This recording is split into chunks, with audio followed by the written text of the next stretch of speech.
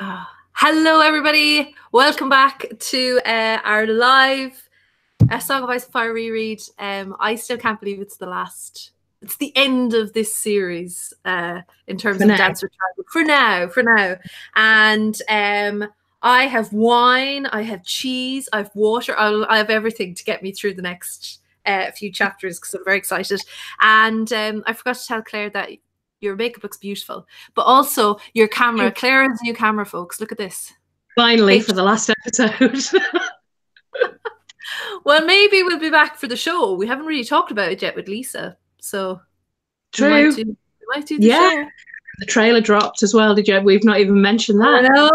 I know. Very exciting. I was excited, obviously, for the show, but when the trailer came, I was like, oh, I forgot how much I loved Have you been watching any of the trailer breakdowns on YouTube? Yeah, I saw Alt Shift X. I think I was in the live chat for that, and AUs.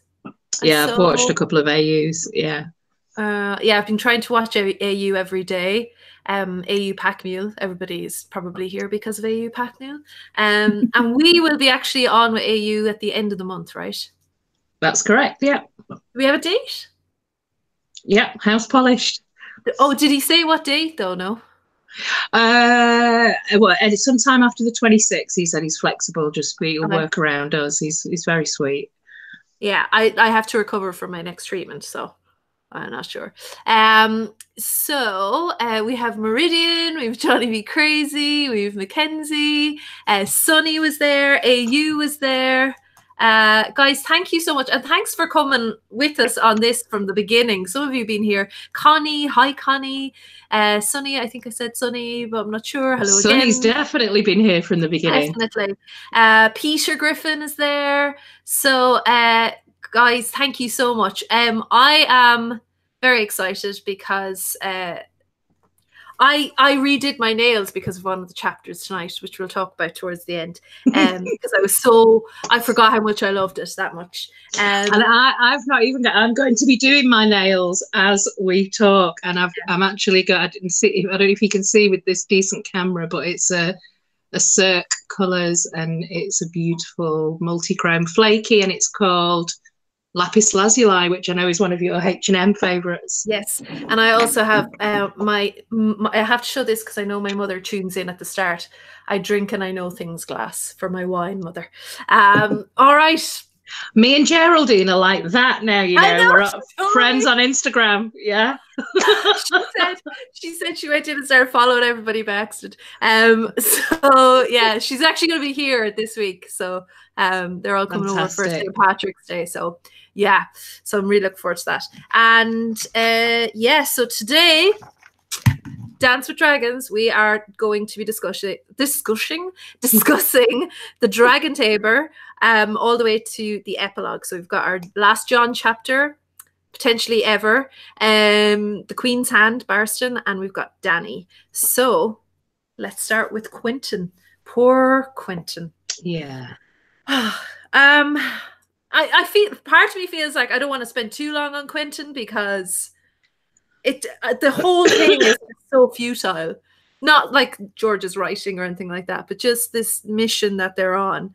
And I'd like the chat to maybe tell me what you think the purpose is of Quentyn. It's funny you should say that, because I'm just reading through my notes now, because we've sort of started this a couple of weeks ago, and then we both had to kind of postpone for different reasons. So I'm like, what did I actually write for this chapter? And my notes have just got why, how, why, father, why, fire and blood, why? Yeah. Oh, God. Yeah. There are a couple of things, though, that I think just general questions from this, which we've talked about when it comes to Quentyn and Doran and the Dornish and involved in this situation. The chapter's called The Dragontamer. So there's that, but by virtue of the name, it's kind of suggesting that Quentyn seems to think that he can exert some sort of control over one of the dragons. So there's a few. All I've got really for this chapter is questions. So well, because there's something very potentially tinfoily, but I don't think it is that tinfoily that you messaged me about when we first read this a couple of weeks ago. By the way, guys, we were supposed to end like on January 2 months ago, basically, but you know, life gets in the way. So thanks for having the patience to stick with us. But the Dragontamer, is it actually referring to Quentyn? Is it referring to somebody else? Because you have an idea, right, about one of his companions. Yeah, I can't remember what I said to you in the chat, but I'll try and remember.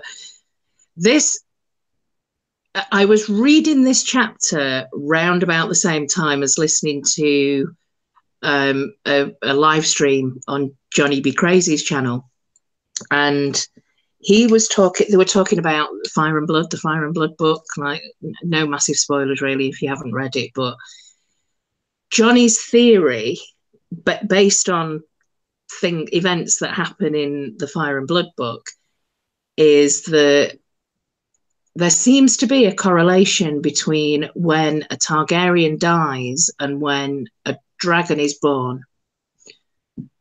And I think that happens a couple of times in Fire and Blood, where there's like a young Targaryen princess dies, and then all of a sudden a new dragon is hatched. And also there's that thing about putting the dragon eggs in the cradles with the Targaryen babies. So there's some kind of like bonding thing going on.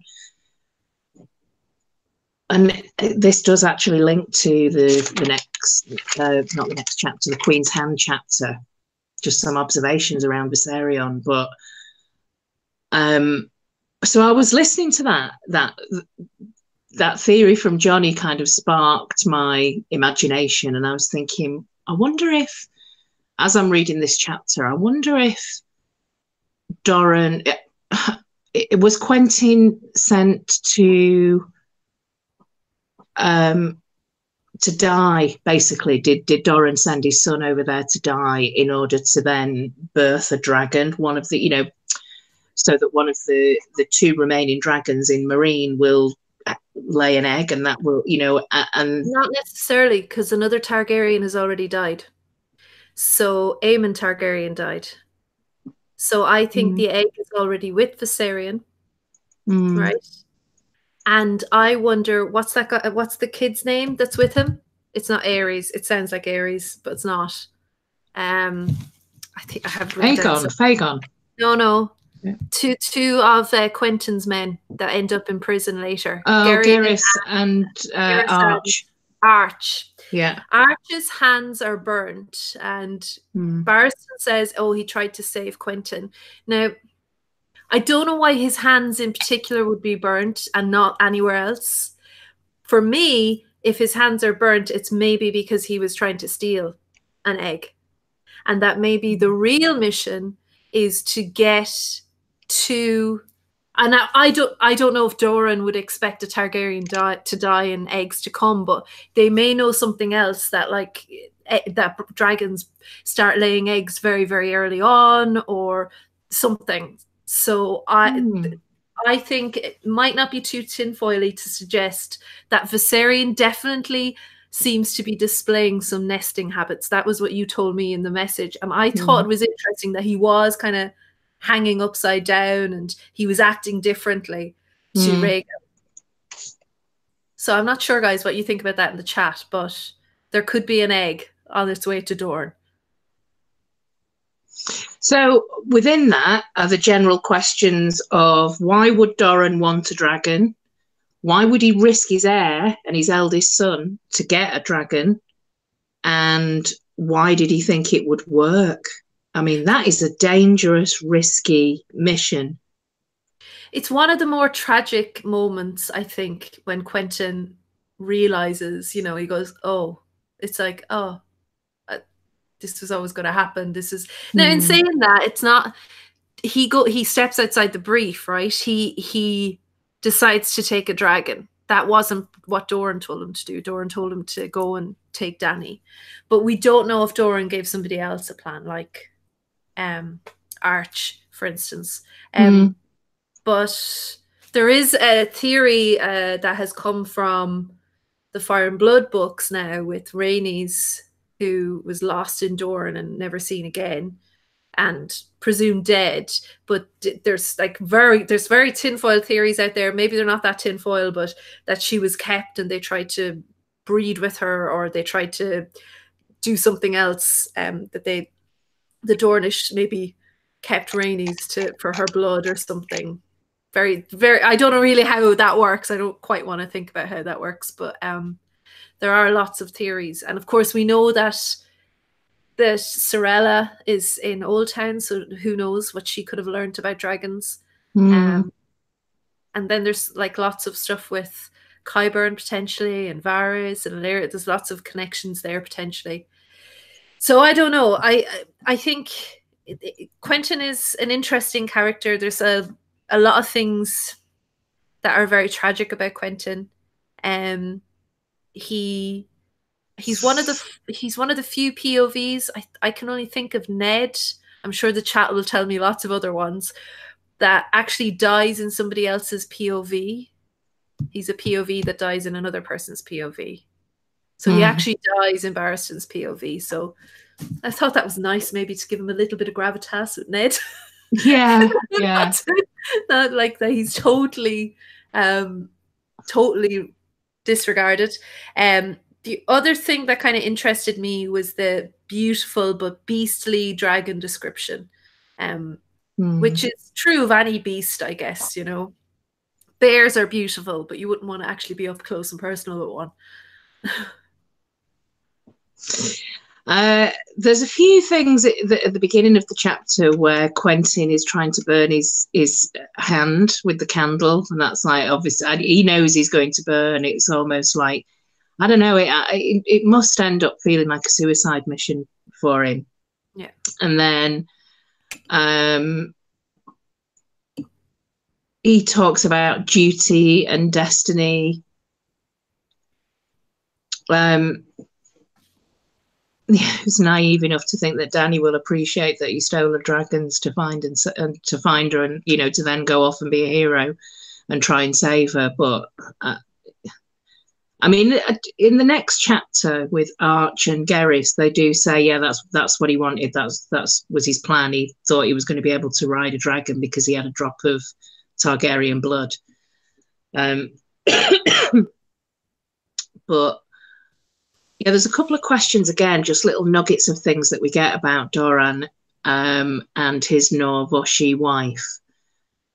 There's this thing about they married for, you know, this isn't very common, but they did marry for love rather than for, like, you know, political gain. But they since regretted it because they used to argue. They argued all the time. So what was it they were arguing about? Why did they ultimately regret getting married if it was for love in the first place? Now they live far apart. Yeah, there's something dodgy there. There's definitely some connection between Doran and you know, the Essos, that region of Essos that's near Sunspear, Pentos and Myr, you know, Myr around that way. Yeah.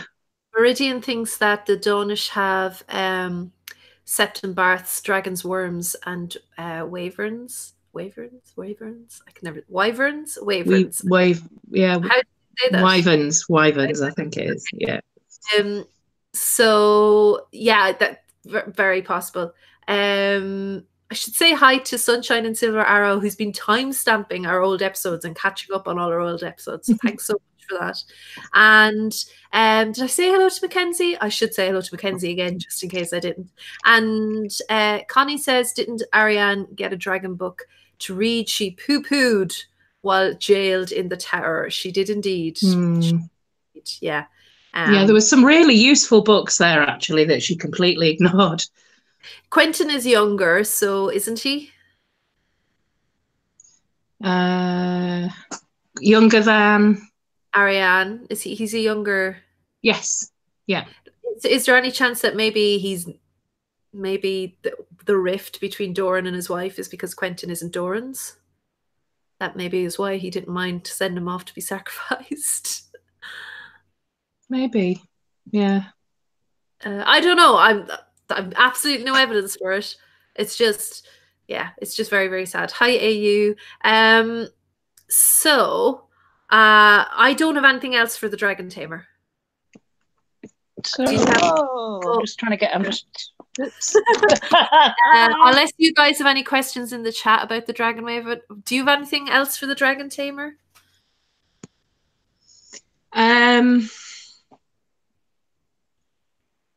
Does Dawn think that a dragon belongs to them, that they are owed a dragon? Is this what this is all about? Yeah, it could be. Definitely. Mm. Yeah, could be. For sure. I mean, if you have dragon blood, it's so powerful in Westeros. I mean, there was the... I'm thinking of Fire and Blood way back. There was Rhaenys dragon that was killed in Dawn, allegedly. Don't know. Maybe there was some kind of other secret pact between the Martells and the Targaryens, aside from betrothals that we don't know about, that has something to do with dragons. Not sure. Yeah, I'm not sure. Yeah. We need more on Dorne. Because it's not quite as bad as Essos for me. I thought by the end of Dance this time round, I'd be like, this time I'm going to get it. This time I'm going to get why I need to know all of these bloody names in Essos. Yeah. Or Essos, whichever way you want to say. It is difficult, yeah. Yeah, that's all I have for the Dragontamer. I'm kind of conscious of the fact that the other ones are going to be huge. So yes. Sorry for the Dragontamer fans out there, but I think there's actually more Epilogue fans out there. Or John fans. So the first time I read this chapter, and I read it before I saw it in the show, my first thought was that's our last John chapter. Not because I don't think he's going to be resurrected. I do. But I don't think we're going to get another John POV chapter. I'm not sure how you feel about that, Claire. I know a lot of people think that maybe we'll get a kind of a John and Ghost chapter. We've had that kind of a chapter with Bran and Summer, but I don't know if they can take John into a POV. I think this is where one of the aspects of the show takes such a departure from the books around this. There's loads of evidence. There's loads of evidence in this chapter and in the books about a resurrection. You've got the stuff with Ghost that's repeated throughout the chapter. You've even got the mention of the ice cells, Karstark in the ice cells, and right at the very end, him thinking about Ghost. It's just there's lots of it's not difficult to see why somebody would read this chapter and be convinced, he's going to come back. But I don't think it's going to be anything like the TV show, and also I don't think they handled it very well in the TV show. I actually think he was no different. He was absolutely no different whatsoever. To the point where no, tied back his hair, Claire. Come on. Well, yeah, he had a bun. Yeah, he gave himself a bun in the afterlife. That was about it. But just even the fact that, I can't get my head around the fact that he was dead, he was resurrected, he's now with Daenerys, and everyone's like, oh, they're going to have a baby, and I'm like, but he's dead. How does that work? Like, fertility-wise, how does that work? So I wonder. I'm not even sure if this could have even happened in the show, kind of, as well. So it's a Song of Ice and Fire. So I wonder, is there going to be a combined fire and ice resurrection in John? So a combination of Mel and maybe the ice, that if they put him in the ice cells, or I don't know, the magic of the wall or something. Is there going to be something? Is it going to be more of a combination of both magical sides? And it might not make him Catelyn, for instance. But Catelyn still remembers pretty much everything from what we're told. And we don't get a POV. And I think Catelyn was one of the main POVs in the first two books. she was like, we had a lot of Catelyn chapters. Hmm. So it's not like George hasn't done this before. He has totally taken out a leading POV character and not brought them back. And it's possible, like we've said it so, and George has even said it now as well, like he's clearly struggling with Bran POVs. So throwing a resurrected Jon into the mix, I'm not sure. Guys, I'd be interested to know in the chat, yes or no, do you think we're going to have another Jon chapter? I'm going to say no. So, on a scale of 1 to 10, how different is this going to be from the TV show? Yeah. 1 being like completely different and 10 being exactly the same. Yeah, no, I don't think. Well, for a start, Davos isn't there to help him. Yeah. And the thing the thing about this is, in the TV show, it makes it feel like there's a swell of the watch behind the men that do it. But the men that murder him here are opportunistic. And they don't want to do it. They're crying. Like Bone March is crying. He doesn't want to kill them. It's very different to the aggressive kind of nature that we get in the show. And I can't think of this scene in the book or the show without the for the watch thing and seeing that meme with the iPad watch because it came out around the same time. So what are people saying here? Yeah, one Jon burst into tears. Yeah. OTDA says, "Damn, Catherine, we'll get 1, but it won't be till the end of ends, in my opinion." I think that's certainly, that's certainly possible. That there's some way getting back there. Mackenzie says, "I think they might have somebody else have a POV chapter around Jon, but then maybe get an internal monologue scene." Well, that'd be interesting. I mean, it would be interesting, for instance, OTDA, if we had like an epilogue, like the final epilogue was Jon, or the final chapter, because it kind of feels like Bran would have to be the final epilogue, maybe. It'll have to be Jon or Bran, maybe. Or Sam or Tyrion. Who knows? But yeah, so we should start. Where would you like to start with Jon? It's a short chapter as well, actually. It's not that long, this chapter. Selyse is horrific, isn't she? She just... Yeah, this is a great chapter, just illustrating how harsh Selyse can be about the whole situation at Hardhome. Oh, why are we sending men out there? People are going to die. Just let them die. Let them be reborn in the light of the Lord. All that kind of just really horrible. She doesn't even really challenge Jon that much when he tells her, "Look, I'm just going to make my own decisions. I'm going to do my own thing. I am in charge of the wall." But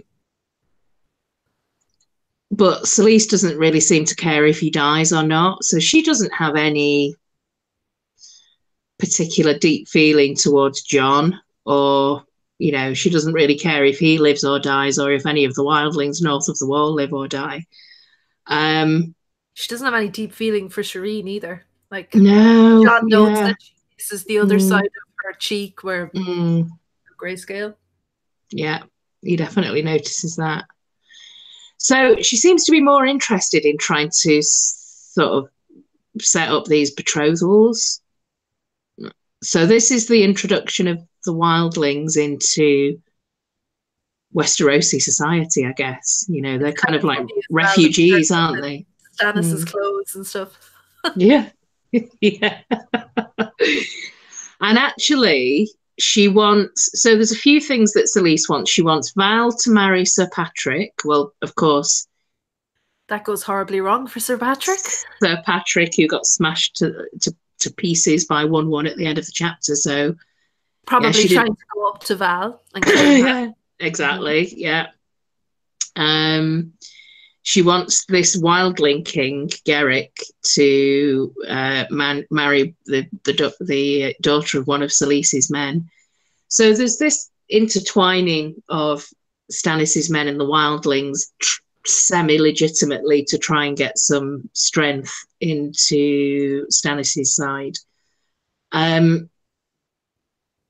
there's loads and loads of references to Ghost being restless, snapping at the men, who later on go on to betray Jon, and even Mormont's Raven as well. He's getting quite corny, restless and quirky and quarky in this chapter, definitely.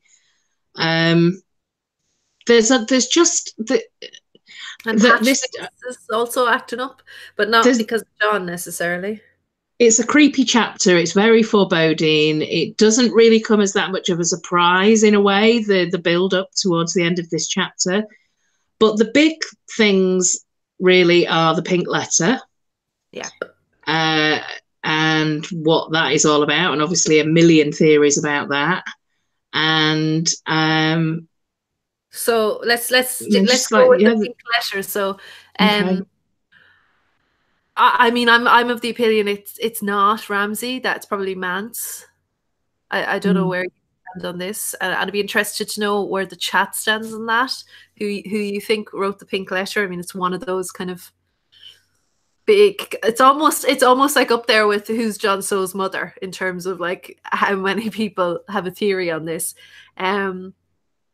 For me, it kind of makes more sense if it's Mance, just with the information in it, because he's really. I mean, there's theories out there that it's Dustin Barbery that wrote this, but it doesn't feel like it. It feels like somebody who's met Jon and knows him well, and that for me can only be Mance Rayder. It feels like somebody who knows exactly what to put in a letter to push Jon's buttons and get him north, or get him to come to south to Winterfell. And I think it must be Mance. I changed my mind on who wrote the pink letter after reading this chapter. Okay. I've always, this was a process of elimination, really, and some pretty big stabs in the dark about assumptions about who may have written it and the knowledge that they had. So this is someone that, well, basically, one of the big clues that jumped out at me is in the letter they talk about a lot of, the false king. So whoever it is knows that Mance was glamoured. Well, the false king is dead. Is that not Stannis? Yeah. Oh, yeah. Okay. Right. So the person who wrote the letter, and I know Tony Teflon years and years ago, I'm sure he's still of the same opinion that Stannis wrote the pink letter. Right. So I suppose the question is, because I genuinely can't remember this, did Stannis know back at the Wall whether or not Mel had put that glamour on Mance? I don't think so. I don't believe so. If he didn't, and he was never aware of it, then I do not think that Stannis wrote the letter. I think I can just cross that off straight away. To me, having read it this time, I mean, I'm just looking to see what people are saying in the chat about who they think. So who do you think wrote the pink letter, people?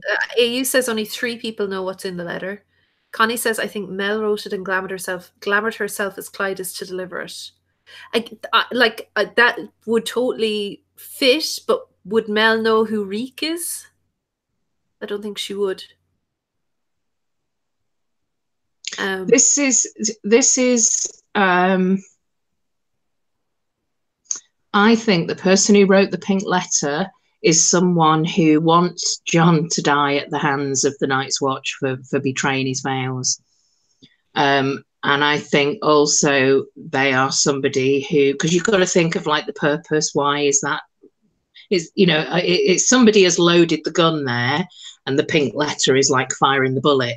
So who loaded the gun, and what was the reason? What's the purpose for doing that? For getting that intended outcome, which is doing exactly what you're not supposed to, which is betraying your vows. And we're not supposed to be involved in the politics in the realms of men.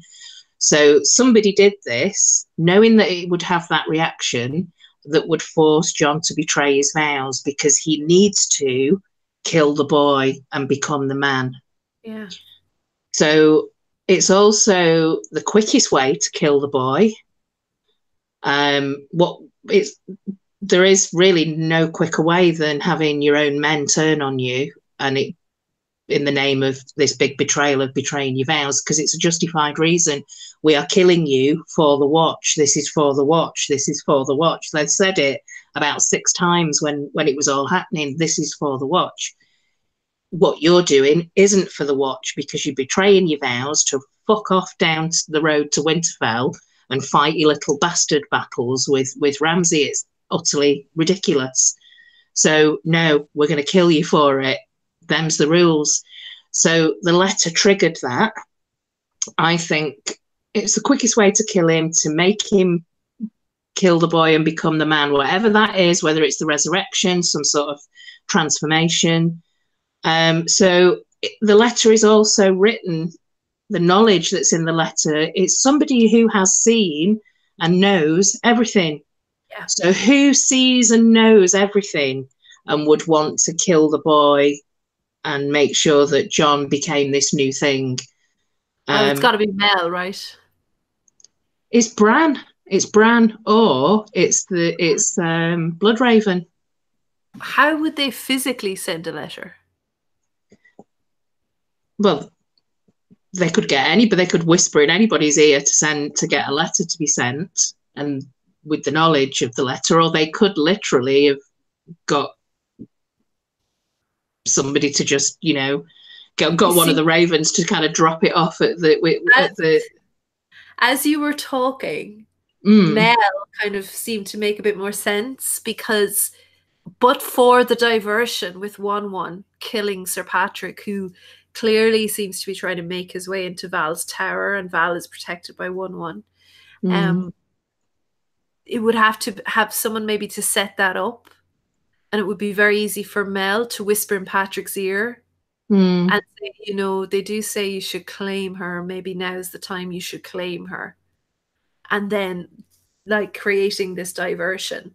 I'm not sure. I'm really not sure. I think it definitely, it's either somebody who wants Jon to come south and create chaos at the wall, whether he gets to leave safely, or whether he's killed so that the wildlings potentially get to take over. That would serve Mance's purpose, maybe. Or Mel, who wants to create this Azor Ahai character. If it is Mel, see, how would Mel know about Reek? How would Mel know about Reek? Because that's another thing that Connie's saying, unless she sees it in her flames. Possibly. So I don't know, though. Mel isn't that great. I don't think she's that strong. I think this is Bran possibly being manipulated by Bloodraven to just really meddle in people's lives. Like, okay, we don't want Jon to go to Hardhome because he's probably going to die. How do we make sure Jon doesn't go to Hardhome? Let's kill him. And then resurrect him. And I don't know. But it just, to me, the person who wrote that letter knows that Stannis is the false king, knows about Mance being glamoured, knows about Mel, the Red Woman, and her influence over Stannis, and also knows how important Reek is, and that Reek probably is Theon as well. So it's somebody who knows a lot, somebody who knows about the glamour, somebody who knows everything and sees everything, and I just can't see how it'd be anybody else. For me, it seems like it's somebody who knows what's happening in Winterfell in particular. And we do have the rogue murderer going on down Winterfell too. So yeah, it's an interesting one, because whoever it is, whether they know it or not, they have actively created or fulfilled a prophetic moment, potentially. If it's Mel, then she's done it artificially.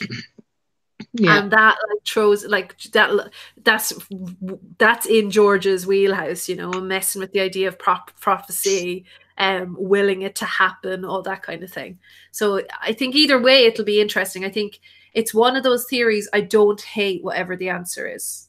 I think it's whoever it is. I also like the Dustin Barbary thing. I'm not entirely sure how it works, but I like the idea that she might be behind that. I haven't read enough about it to know how it works, but because you don't really need to know that much about the wall to have written that letter.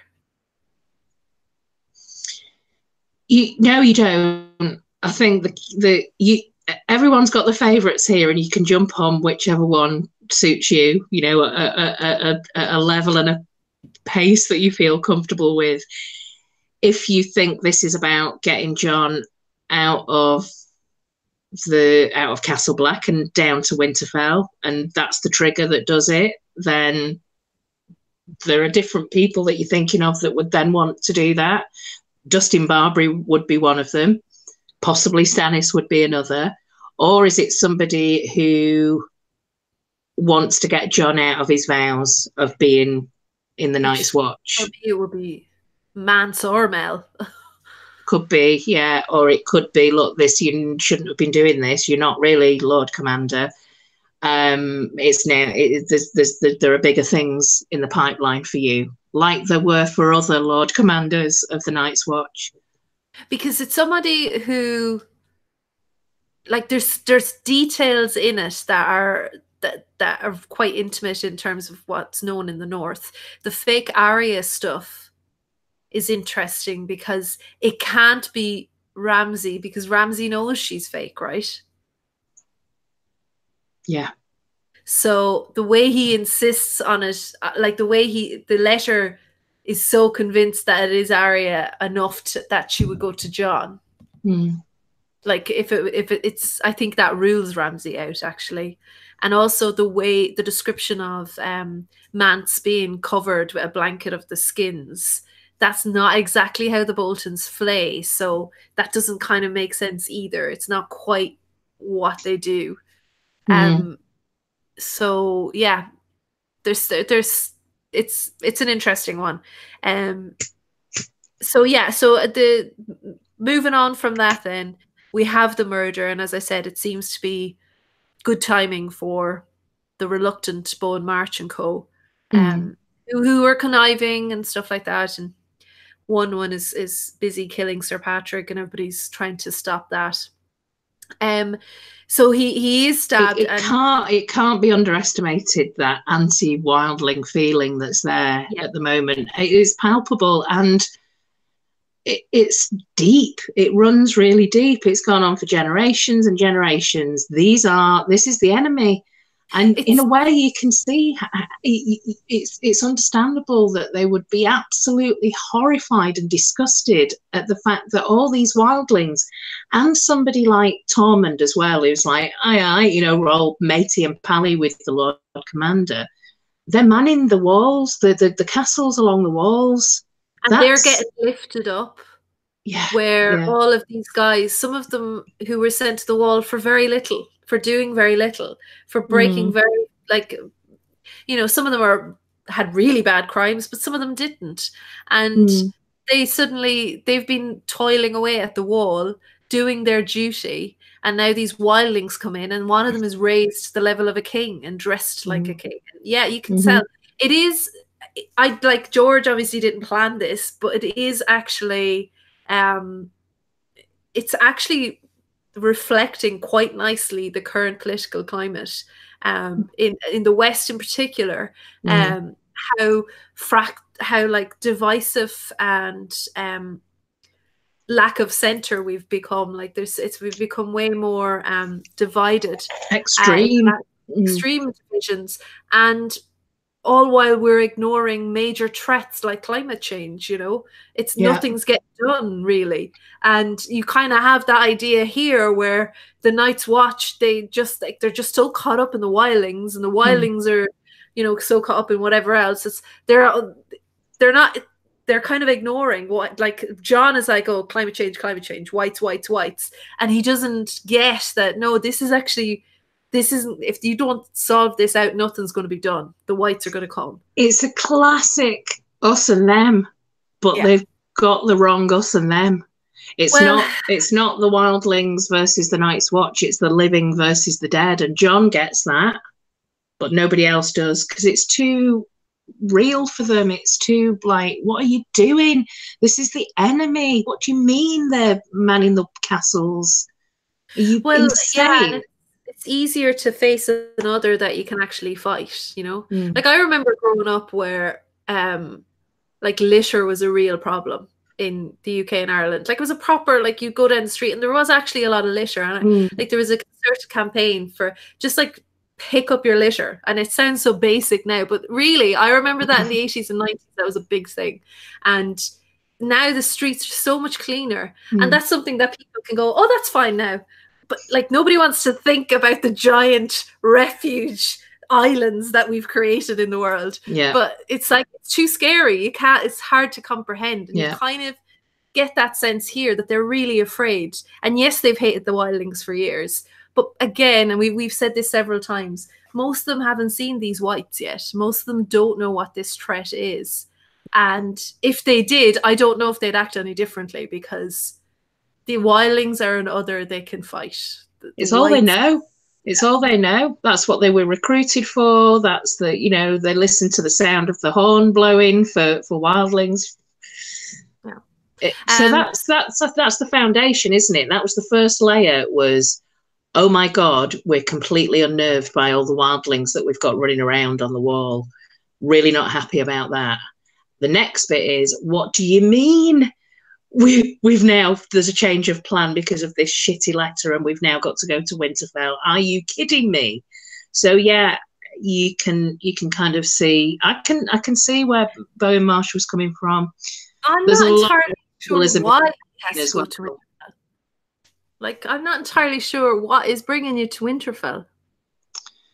Like, why do you have to, like I was surprised.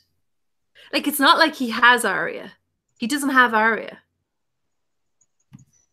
Like, no, but the letter's loaded with threats, and he says, you know, the reason that I'm going to Winterfell is to make the bastard eat his words. You know, what he said in the letter. So it completely appealed to his ego, to his teenage kind of, like, it's a little bit like full circle when he left at the very beginning to go and join Rob, you know, in his quest to be. Had he had, like, they have my sister, you know, some of the Night's Watch might have went, well, yeah, they do have a sister. Like, it's when he's going to save Mance Rayder, it's when he is a traitor going to save another traitor, it's just too much. But they don't know that, right? They don't know. No, I mean, you can see, I mean, there are 6 men that are involved in the stabbing. I think between 4 and 6 men that are involved in the stabbing. So that's one end of the spectrum about how you feel about Jon as Lord Commander. And then you've got this other, I mean, he didn't know what to expect when he made this announcement. They could have all just killed him there and then, but there was this massive roar of support from the Shield Hall.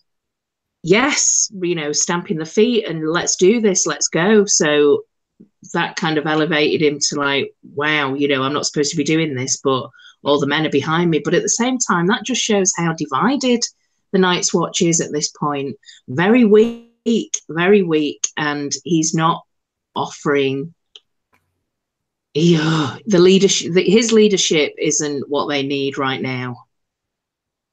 Yeah, I'm not saying he's making the wrong decisions, you know, having the wildlings there, yeah, looking at the bigger picture, absolutely, but he's just not communicating that very well to the Bowens and the Yarwicks of the world. You know, he is actually the leader they need right now. But I agree, it's because he doesn't have anyone to he's not very good at communication, and he's never been good at communication. Jon has never been good. You know, Ygritte said it best, you know nothing, you don't know. You don't tell us what you do know, you know? And unfortunately for him, he sent away his biggest ally and best communicator on his behalf. There's an argument now going on in the chat. Yeah, Meridian and Connie. Connie's saying Jon's not a very good communicator. Meridian saying Jon is a terrible leader, but AU, I hate to disagree, but he has very little experience for a 17-year-old. Yeah. And it's I think Meridian, to answer how he got elected, I think there's a lot of evidence to suggest that the election may have been fixed. But there is that great moment where he comes into the room with Ghost and takes the leadership, and you're like, they do need him, but he needs other people. And he says himself, he stops eating with them. He stops eating with his friends. He can't be friends with them anymore because he's the boss. And that's a big problem when the boss removes himself. Like, that's when communication breaks down, it's not going to work. So they're not going to feel like they're working for a purpose. And he needed to communicate very early on how to change that purpose. But kind of doesn't matter because George needed him to be killed. So there you go. So it works nicely. Yeah. And it is nicely I think it is a really good exercise in leadership. And he'll learn a lot from this if he does survive or be resurrected. So his last words then are Ghost. His last word is Ghost. But his last thought is sticking with the pointy end. Which I forgot. Actually, I'm going to be totally honest. I completely forgot that was his last thought, that he was thinking of Arya at the end. Yeah, and I wondered in a way because, the Jon-Arya connection from the very beginning, all the way back in the 90s, George, this is the big thing for him, the Jon-Arya connection. And that for me, I don't know if it makes much sense in this context now in 2011 when this was written. Is it still a bit of a hangover from, did George always want him to die with Arya's kind of Arya, not necessarily Ghost, but the sticking with the pointy end thing, does anyone have any ideas as to why that thought in particular is rather than just Arya or Needle or something? I love the little details as well that are thrown into this chapter, like the Karstark howling in the ice cell and starting to he's throwing frozen shit at the guards when they're trying to communicate with him. But it is just that small detail of actually this is what it's like to be in solitary confinement, and this is how it kind of affects you psychologically. You start to lose it completely and turn really kind of animalistic. Imagine if we'd seen Ned do that when he was in just throwing his shit at Varys. Oh gosh, yeah. I mean, there are theories as well, aren't there? Maybe he didn't. He'll be. He didn't die, and he will be healed from his wounds. I mean, Wick slashed his throat. Bowen Marsh stabbed him in the belly. Somebody else stabbed him in the shoulder. I mean, he was in a bad way. I wouldn't, especially the slashing your throat. Mel says to him earlier on in the chapter that he should look to the skies.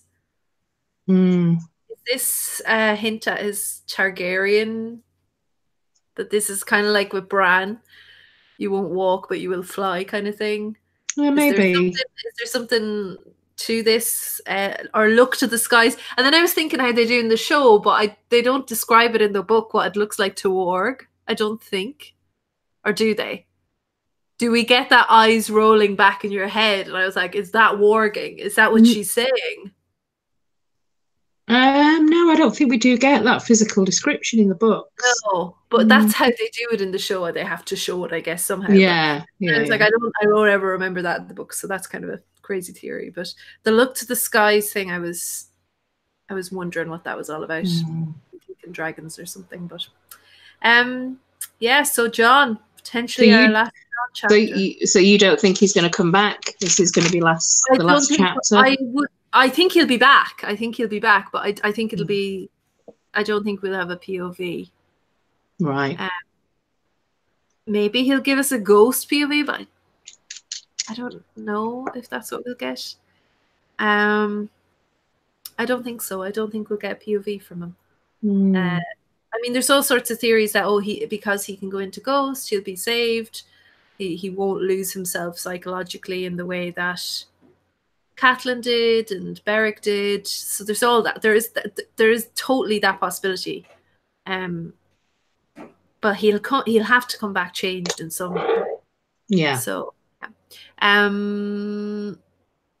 Oh, Meridian has to go and look after Davos. Oh, Davos had his cubs. Oh, her cubs. Oh. Lovely. Connie says maybe for a Raven message. That could be it. Yeah, absolutely. So, shall we move on to Barristan? Yeah. Oh God. Okay.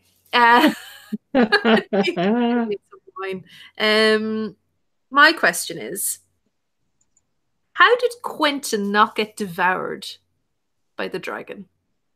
I mean, he's in a pretty bad state, but I'm not entirely sure why the dragon didn't eat him. Maybe they did. Maybe the dragon did detect that there was a little drop of Targaryen blood there, possibly. I don't know. So there's a theory out there that Quentyn isn't dead at all, that this isn't even Quentyn, because Barristan does say he's not recognizable. Yeah.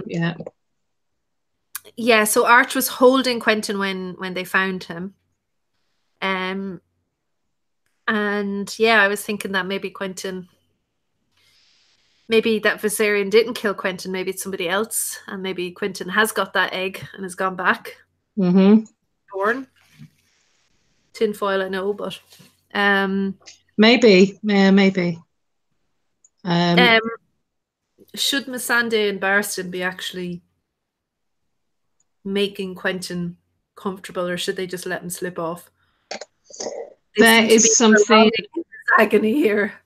There's something really creepy about Missandei just sort of wandering around, Daenerys' chambers and tending to Quentyn, and she later on as well in the chapter, Barristan talks about how it was Missandei's idea for the ransom, to offer a ransom for the children, for the cupbearers and everything, the hostages basically. And it was like, and he kind of looked around at all the men around the council, and he's like, oh, this 11-year-old girl is more savvy than any of the men sat at this table. And it's like, there's something really odd about that child. So yeah, I don't trust anything to do with her involvement with anything to do with Quentyn. I don't know. I think he probably is dead. Yeah. But when it would certainly make it more, it makes Doran more kind of intriguing if he is dead. Yeah. But Barristan says that he's going to make sure his bones get back to Dawn. How's he? I'm not quite sure how he's going to do that. I don't know, because they're throwing dead bodies at you, Barristan. How are you going to get a body out? And there's a description of, just linking back to what we were saying about Viserion earlier on, that Viserion is sort of found like a little, basically a nest, and is nesting as well. Rhaegal has taken over a pyramid as well. Yes. But there's very much more like the description of Viserion kind of huddled in to this nesting area, and also being described as being fat. So yeah, I think Viserion is going to produce a dragon egg. Maybe lay a clutch of them. Well, maybe if Aegon is killed or something. Maybe yeah. I don't know if a dragon, I don't know about the Targaryen dying. Maybe because there's not that many Targaryens to die now. But I guess it could be another dragon dying. Anyway, yeah, so Barristan sets up a round table of all the council kind of members, if you like, that are left, all those loyal to, well, I say loyal, There's question marks over some of them. And it just made me wonder, how many of these people should we expect Dany to take with her to Westeros? Like are they all going to be left behind? Or like, I'd love to see someone like Strong Belwas in Westeros, to be honest. I like him. But Strong Belwas has now become weak Belwas. Yeah. He's getting better though. Hopefully he'll get better. Yeah. He wants to get strong again, definitely. Connie says, I don't know. Missandei knows all these languages and they're trusting whatever she translates. Yeah, I know. There's something really quite sinister about that kid. I think it's more... I don't think it's necessarily that she's going to be taking all those people with her. I saw that whole thing as, even though Barristan is now ruling as the Hand, he's like, look, don't look to me but I'm just a knight, I'm just here keeping things ticking over until the Queen comes back. But actually he could have sat on the throne. He got rid of the ridiculous Baroque thrones that Hisdar had in the throne room, but he didn't replace it with the old bench that Daenerys had. He created this round table, which to me just it looks like it's symbolism of democracy replacing monarchy going forward. This is going to be the way that things look. This is different. This isn't a king and all the ridiculous things that Hisdar insisted on being called, his holiness and his amazingness and all that kind of, that's all gone now. And actually, even people who are, not necessarily friendly are invited onto this council. So I just saw it as a kind of like a gesture, some sort of symbolism that democracy eventually will, is going to replace the old ways, the nobles and the pyramids and that, things possibly there's going to be the beginning of some lasting change there politically. I don't know. So speaking of people that are not necessarily friendly, I feel like we shouldn't be trusting the Green Grace. No. And I wondered, is she like this the Harpy? Well, she's saying that she wants peace and that only Hisdar can provide that, which isn't the only option. He's completely like he comes across as such a figurehead, like as such a puppet. There's no way that he's calling the shots on anything. She also seems to know quite a lot about what people will do and say with offers. No, don't bother. I would honestly, don't even bother asking that because they won't accept it. Well, how do you know that? So I think she's definitely more involved in. I don't know whether she is the Harpy or not, and I don't even know if we'll ever find out, or if we'll ever care. Yeah, I think that, possibly if she is, then she's maybe in cahoots with Garhaz, because it seems to me like the shave pates, what do they call them?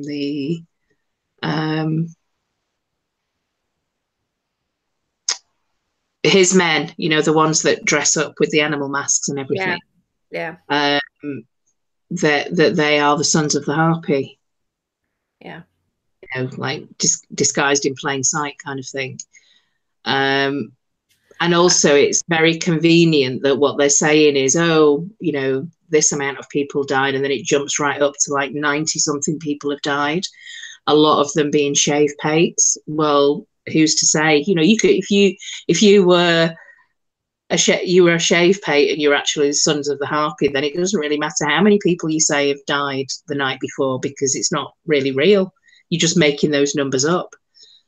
And also, you're not really sure what's happening to the bodies, because are the dragons eating them? Are they just disappearing? You're not actually going out and counting those 92 bodies that have been killed massacred, murdered the day before. So it all sounds a bit dodgy to me. It does. And I mean, it's remarkable that Barristan is even standing, to be honest, because he's really the only thing that's keeping anyone from killing those dragons, because the dragons are really wreaking havoc. And he is maybe hoping that the dragons will join them at the end in the war, and that maybe they'll burn people, but he doesn't really know if they'll burn the right people. They don't really know. Like, they have no control over these creatures. We read in the next chapter, Dany has no control a lot of the time. So it's yeah, I don't know. It's like an untrained weapon, isn't it? So you've got a massive nuclear weapon there, and it's yours. It belongs to you. It's on your side. But what's the point if nobody, if it's, indiscriminate dragon fire that kills, who knows whose side? Yeah. Connie says, you know what I don't miss about the show? Marine and Dorne. Yay, book. Yeah. Yeah. Yeah, that's true. So do you think, let me ask you a couple of questions about Barristan. Do you think Barristan will ever see Daenerys again? Yeah. Yeah. No, sorry. Yeah, I was just like, I had that question written down as well. No. I'm gonna say no. Maybe he might see her as she's flying in on Drogon. Maybe. And then but she won't get to him in time. He'll die before she gets to him.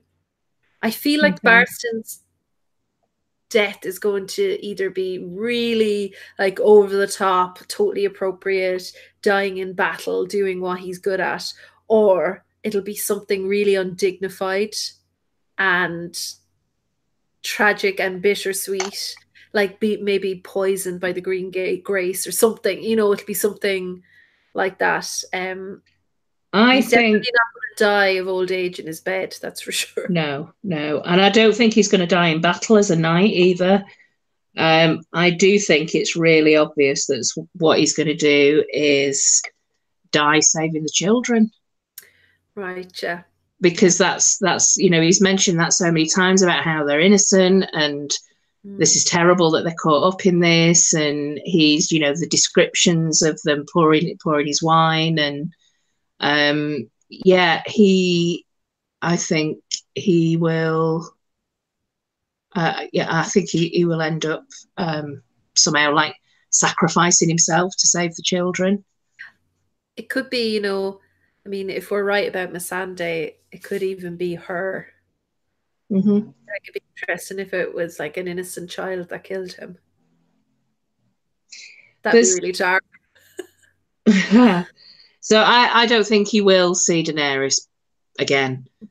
I think that there's a lot of theories out there, though, like unfinished business when it comes to the whole betrayal prophecy, and that Barristan possibly is one of the betrayals for love, and not Daenerys, but the fact that he loves Ashara Dane, and if she is Sept or blah blah blah or whatever, and he comes across her again, he'll know that it's Ashara Dane, and he will possibly do something for Ashara Dane that ends up betraying Daenerys. There's all sorts of theories about that, but I don't think it'll go that far. I think he will die in Marine defending those children. It should be said, those of you that haven't read the Winds chapters, I'm not going to spoil anything, but Barristan has an amazing chapter coming up in Winds. Amazing speech, like up there, and like with the broken man speech, kind of absolutely amazing.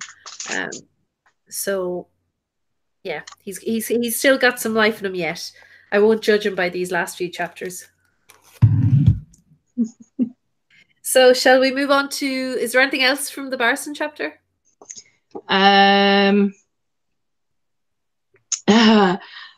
Barristan just basically having the conversation with Gerris and Arch at the end of the chapter, where he's like, he's dead now, so there's no point in lying. you know, I know that he came for the dragons, not for love. And they say that Quentyn thought he could take a dragon and ride it because it's in his blood. And what Barristan wants to do is use the Dornish men in his fight. So he's adding them to the numbers, the troops, so that they end up getting, again, this notion of knights having a noble death. And you have the Yunkish throwing poisoned corpses in. There's a huge thing here about the threat to, yeah, that's horrible. The Yunkish are just nasty. But it seems like everybody wants to kill the dragons because they're too much of a threat. So the question is, will Daenerys and Drogon come back? Will they instinctively know to come back to Meereen because the other two dragons are in danger? And just that, you know, because she can't control him, but maybe Drogo seems to sense that, okay, there's big shit going down here. I need to go and help. I need to go and save her. I need to go and, you know, he just seems to turn up when something's really bad's about to happen. I feel though he has been away from his siblings longer than he was with them, if I'm right. Probably, yeah. And remember from Fire and Blood, dragons are not very loyal to one another. They will kill each other if their dragon rider wants them to. And the cannibal dragon. So I'm not sure we should count on these dragons being loyal to one another. Because I think at some stage we're going to have to get a battle between dragons, and it may not necessarily what they're geared up in the show. Maybe something different. Yeah. Speaking of dragons. Yeah. The reason I repainted my nails tonight to put a dragon on them, I forgot how much I loved this chapter from Dany. This chapter from Dany, and I know there's already been some Dany hate in the chat, but I don't care. This chapter is back to old Dany, way back to Game of Thrones. It's a nice chapter to come full circle as we finish up our reread, because I really feel like we're back to that voice that we had, but stronger, like a more experienced voice, but still that kind of, that like questioning her identity, longing for home, purposeful. Like there's still like, it's all in this chapter, and for me it redeems Dany for me, this chapter, in a lot of ways. Yeah, there's so much I love about this chapter. There's so much to talk about in this chapter. Yeah, I've got the description of Dany, that she's raggedy but happy, and she thinks of free, and she thinks of happy memories, like the house with the red door again, and when she was with Drogo. So she's kind of like looking back and reflecting at times when she was, you know, when she was able to kind of experience this joyous happiness. Yeah, there's lots of things going on, lots of really weird, trippy dreams that she's having where she sees Viserys, and that's really sad. I just thought that was a really sad exchange that they had. I mean, she's just feverish. She's out of it with like dehydration. She's having some kind of whatever it is. There's a number of things it could be. It could be that she's eaten poisoned berries. She's eaten poisoned ants. Will we start with Quaithe? Yeah. Okay. The stars whispered secrets in her ears, and then we have a mask of starlight, which is what a lot of people point to as Quaithe being a Shardane. This mask of starlight. The thing that stands out to me more this time reading it is the dragons know. What do the dragons know that Dany doesn't know? Yeah, remember who you are. Remember who you are. The dragons know. You don't seem to know. So like, is there some, because Dany, this is the first time it struck me, Dany is actually our only Targaryen POV. Like, I mean, obviously I knew she was the only Targaryen POV, but it kind of struck me, oh yeah, we've never been inside of somebody who's fully fire, like whose worldview is fully fire, and yet it doesn't feel like that. Like, you, from the Starks, you do get that kind of that cold northern like thing, but like, she talks a lot about the fire and blood thing. She doesn't really, so far, with the exception of the end of the prologue, or at the end of her last chapter in A Game of Thrones, she hasn't really bought the fire that much. So is that what the dragons know? The dragons know how to bring the fire and the blood, and that she doesn't know that. Yeah, maybe. Yeah. Team Dany, Geek Chat 1, Connie is saying, and miscarrying. Geek Chat 1 and miscarrying. She is miscarrying, yes. AU John is a Targ. Yeah, well, true, but he hasn't been, like, he hasn't had anyone saying that to him his whole life. You're a Targaryen, you're a Targaryen. Whereas Dany had Viserys constantly in her ear saying, fire and blood, you're the blood of the dragon, blah, blah, blah, over and over again, like that kind of thing. Don't wake the dragon. Yeah, all that kind of stuff. Like, but sorry, AU, that they know that Jon is a Targaryen. Ah, okay. Yeah, maybe. Yeah, Viserys and in the grass and all this kind of thing, and Jorah Mormont in the grass. And interestingly, I mean, if this is a miscarriage that she's experiencing, it's interesting that it also came on the back of Viserys' death, and her, like, this relationship, this connection with Jorah, like that both losses came with them. And when she eats the berries, she talks about there being a familiar taste. And I was looking this up, actually, that Miri Mazdor gave her milk, gave her some drink, right, before she lost the baby. And there was a bitter taste. So it could be that whatever berries were used to bring on the birth of Rhaegal. Oh no, what was she going to call the baby? Was it Rhaegar? Rhaegal? She was going to call the baby? Rhaegal, I believe.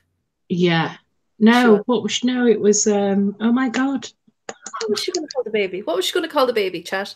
I can't remember. Rhaegal. Rhaegal is the dragon.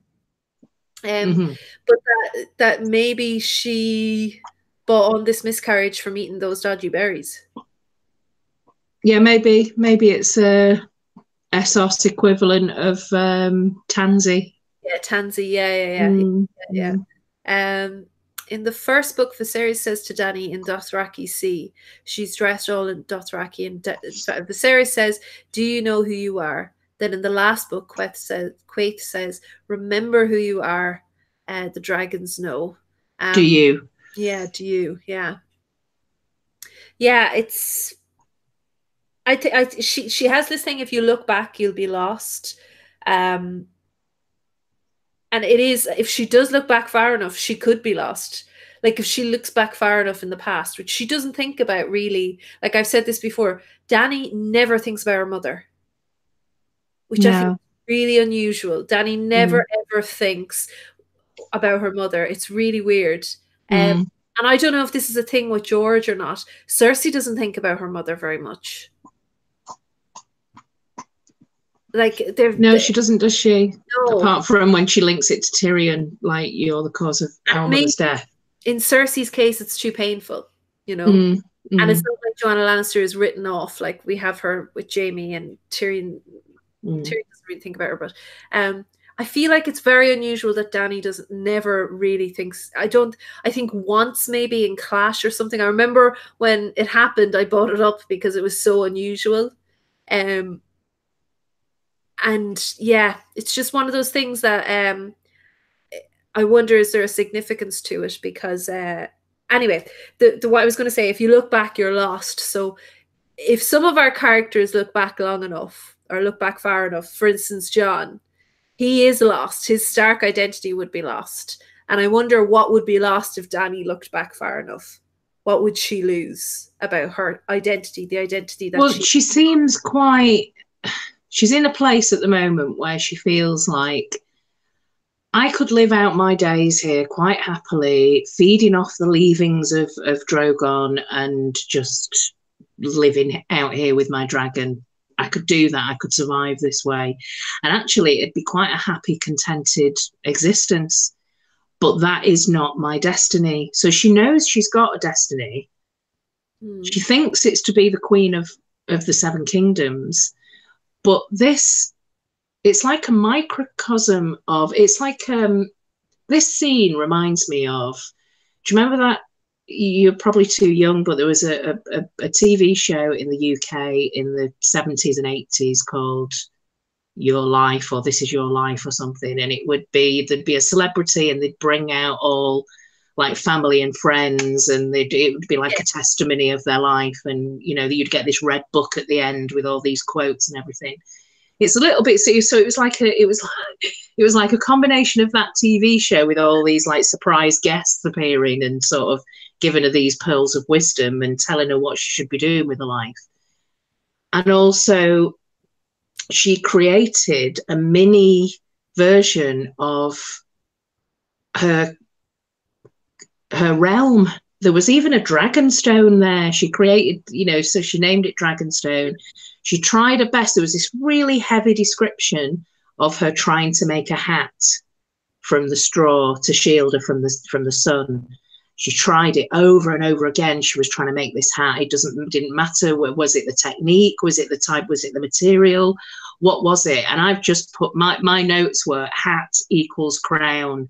She will never become the Queen of Westeros because of that hat.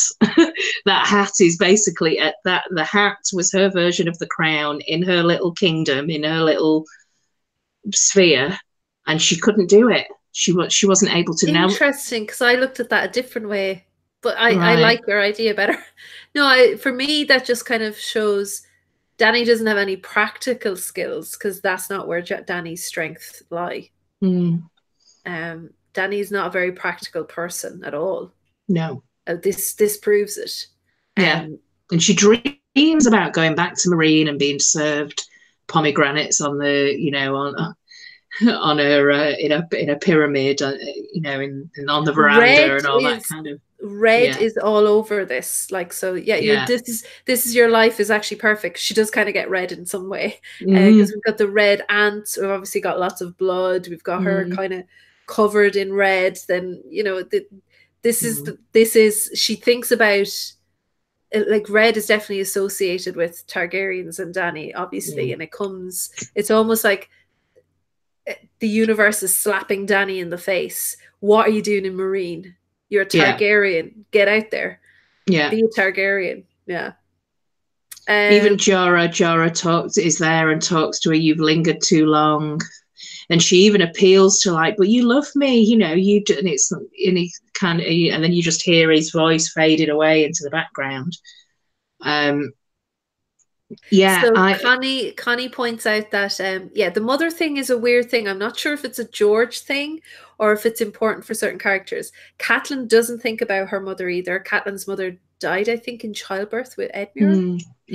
Brienne doesn't really think about her mother. In Brienne's case, maybe that kind of makes sense, and Catelyn's case because they grew closer to their fathers.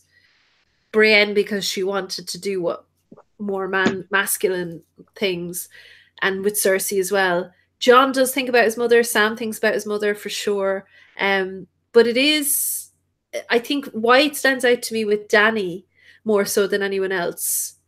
Dany had no parent at all. So why focus on the mad one? Why focus on the one that, like, obviously that's the Targaryen line and all that kind of thing. But like when you get pregnant, like, why... or when you have to marry a strange man, there's no longing for her to have a mother there to explain what's going to happen. There's nothing.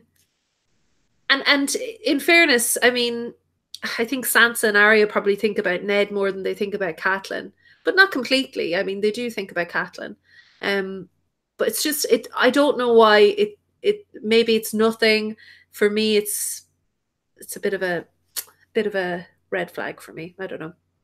Another red. Listen, I don't know whether the publisher said to George, let's have this little bet and see how many times you can put 1,000 in each chapter. I did this earlier on. I said #1000 earlier in the chat. It's got to mean something significant. It has to. We're right at the end of the final book that's been published so far. And here we are in Dany's last chapter, and she's the ride and the escape on Drogon's back and the whole journey and everything is described in great detail. But she thinks to herself, was that first night 1,000 years ago?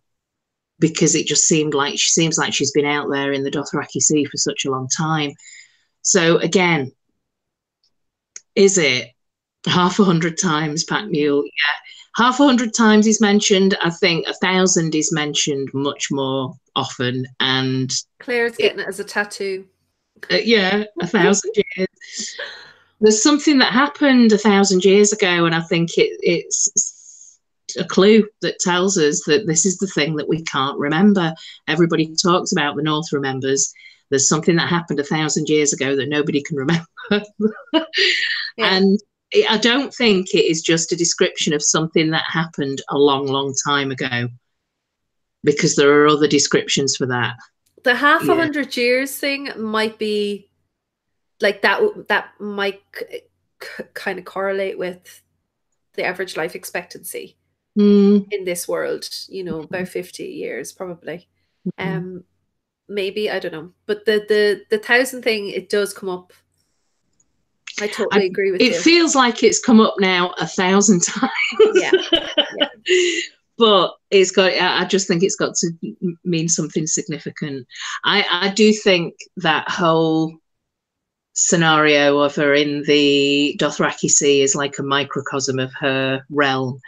And there's lots of things like the ants climbing over her and like her flicking them off her. It's like, it's almost like that dream where the dwarves were crawling over the body, and like I was saying at the time that sort of symbolizing Westeros, like pulling apart the realm. It's like, you know, the people, the small folk, just crawling all over her. It just felt really heavy on symbolism.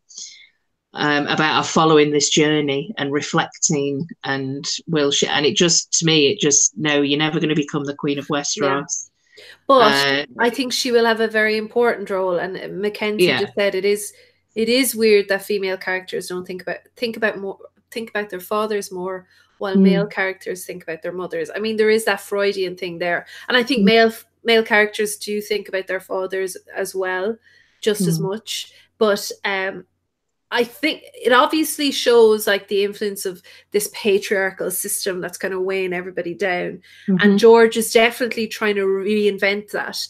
And we do have like some epic maternal kind of characters coming into it, and like all, like maternity in all its forms, like with Catelyn, for instance, like Lady Stoneheart. We have this potentially with Dany as well. This, you know, that she is going to be the mother of the future king of Westeros, or queen of Westeros. Potentially Sansa, too. So I think he's going to set it up so that in the end, mothers will have a much more primary role, because maybe women will. I don't know if he's not going to reinvent the system. Yeah, he's not going to completely displace patriarchy. That's not what he's going to do. They're not going to do that. But I know AU is a big kind of, I believe he thinks that like there's going to be a lot more women in control at the end. And I think that certainly seems to be where it's going. But even Cersei is like our key mother character now. She's our key, like she's a very twisted relationship with what it means. So I think it's the absence of it is drawing our attention to it for me. And we've had this before, that there's so many people that have died in childbirth and we haven't had somebody yet die in childbirth, somebody big. So I mean, that's my theory with Jane Westerling, that she will die in childbirth in the prologue for wins. So we think in this situation then, by deductive reasoning, that actually she is having a miscarriage because she can't remember. She tries to think, was it the month before? No, was it the month before that? She basically can't remember when her last period was. Yeah. And it's a heavy flow. So it does sound like she's having a miscarriage, and she's probably got a spot of food poisoning and dehydration thrown into the mix as well. So it's that's heavy enough to wake her up. Yeah. And just everything, the achy muscles and the fever, and that's, you know, it's definitely that's definitely a miscarriage. She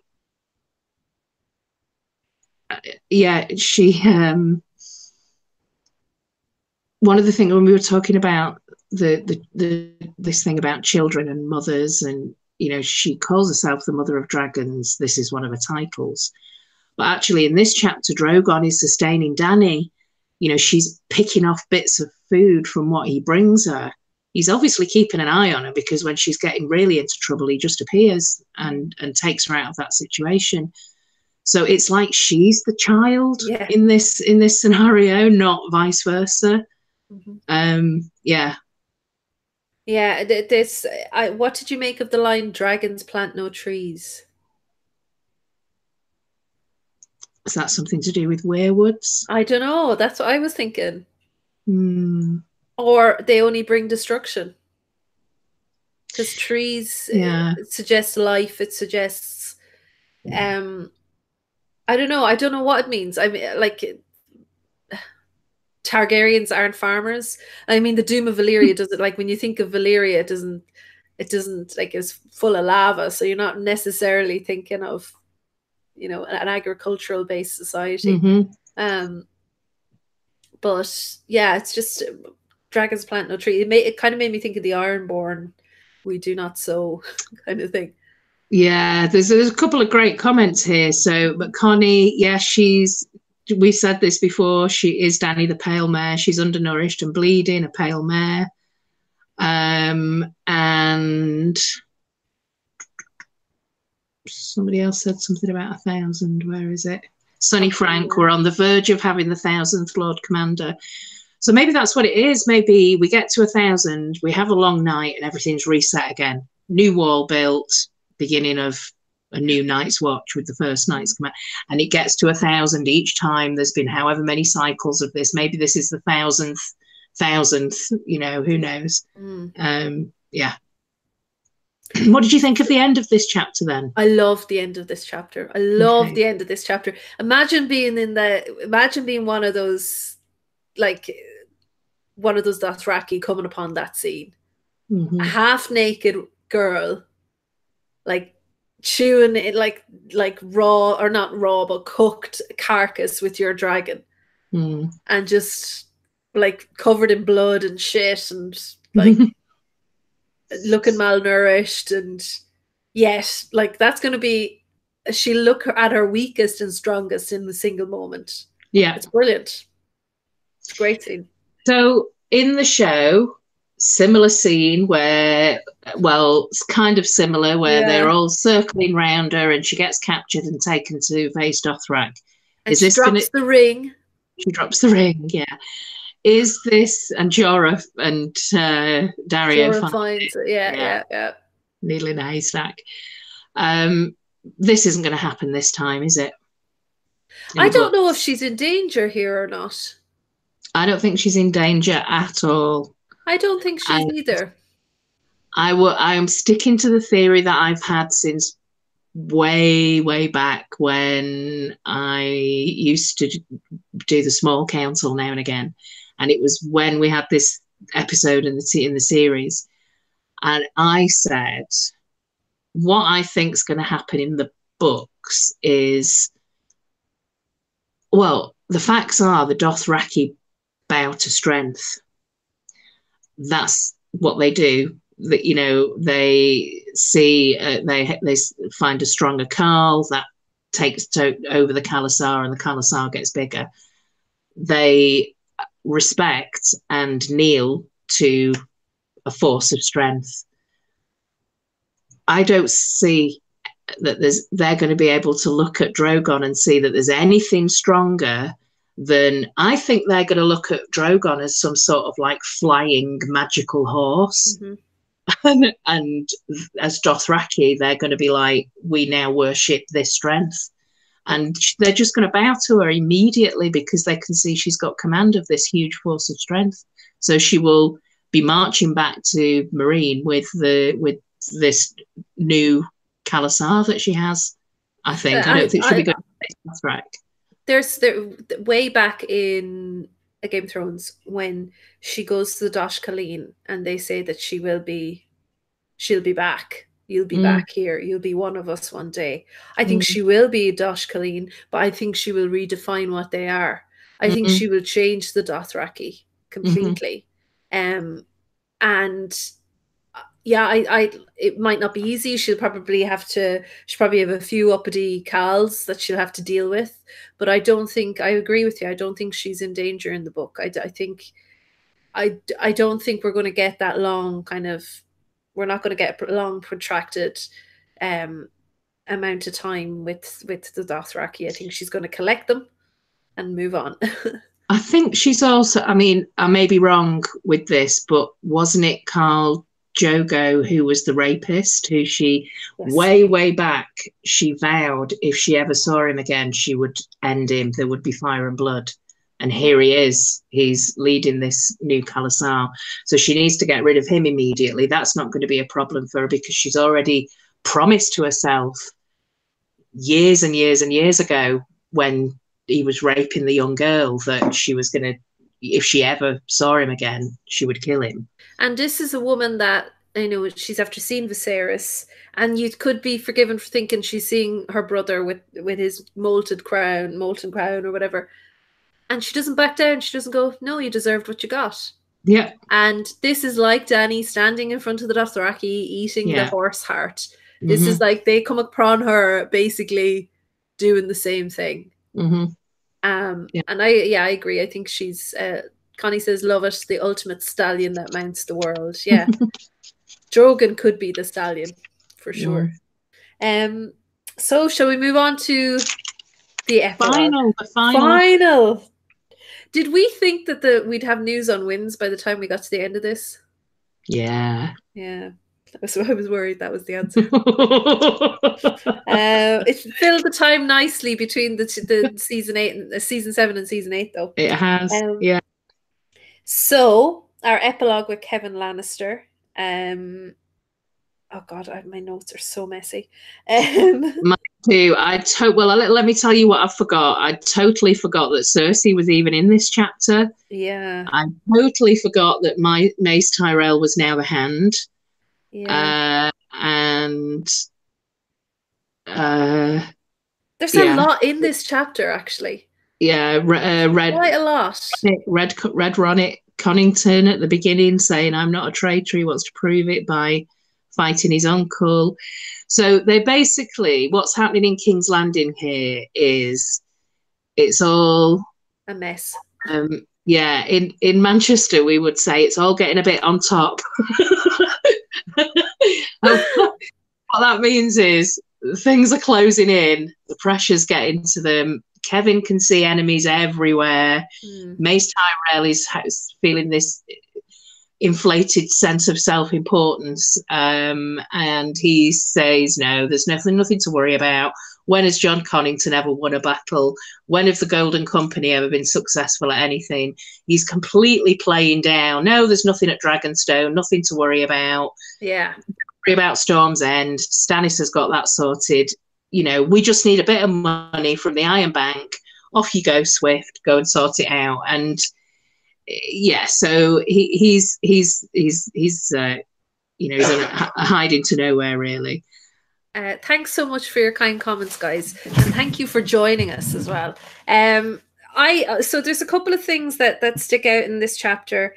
Initially, we get the description an eyewitness of somebody who was actually there when Tywin presented Rhaegar's children to Robert. Unfortunately, he doesn't give us Robert's reaction, which is a bit of a nightmare, or a bit of a pain. But Aegon unrecognizable, so he has his answer to the Jon Con invasion even before he hears from Varys. And the other thing that I completely forgot, Kevin was really the one who came up with the walk. Yeah. How, like, and then kind of regrets what he's done to Cersei. And knows what kind of a life she's had. Yeah, that he's conflicted, I think. He wants to be like Tywin. He's kind of doing things that you think Tywin would do. But also, when he's looking at Cersei later on and she's all subdued and she's having like constant baths all day, trying to, scourge the sin from her, he looks at her and thinks, oh, she's lost her spark. She's not this feisty lioness that she once used to be. And so I don't, and then he goes to give her a hug and a big kiss, because it's like he thinks to himself it's probably the last time anyone will kiss her, especially if she doesn't see Jaime again. It's like he's trying to be sympathetic towards her, but at the same time, it's actually the last kiss he ever gets. Yeah. Ooh, yeah. So there's I mean, I don't think we need to go through everything with the Iron Bank. I mean, basically, we all know it's all in shit, right? There's a great thing here. There's a great little comment, throwaway comment about taxation versus tyranny. That for people, taxation is tyranny, and they will turn against the people that tax them, which instantly made me think of Littlefinger. And I like, this is basically, Littlefinger is definitely going to overplay his hand. Littlefinger is responsible for taxing. He was responsible for taxing refugees coming into the city, for instance, and things like that. So if he's going to hoard food, I don't think it's going to go well for him. I don't think I think if he tries to, Littlefinger will try to do both. I think there'll be tyranny in his taxation. But that made me. The other thing I also completely forgot. There's a load of little things in this chapter. If you blink and you'll miss them, basically, if you're not paying attention. Gregor's men are being sent to the Watch, which makes for interesting. We have another crowd going to the Watch as well, don't we? Who is it? We've an interesting older kind of crowd going to the Watch as well. I'm somewhere now and I can't remember. Cersei sent some men to the Wall, but they're already there. Yeah. Anyway, but Gregor's men, they'll be interesting there at the Wall, if they make it in time. Then the Tyrells. Let me just talk about the Tyrells, okay? Because this reread, I have to sit up now. This reread has completely made me rethink the Tyrell game.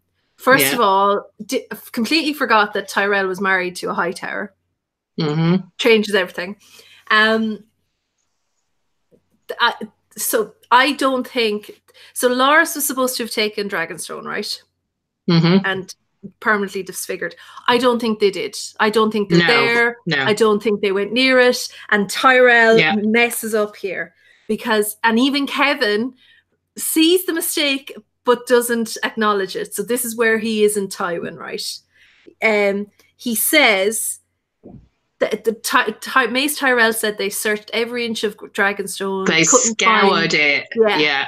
And Kevin says, there's no way they could have done that. I've seen Dragonstone in the flesh. There's no way they could have done that. But I better not insult his disfigured son.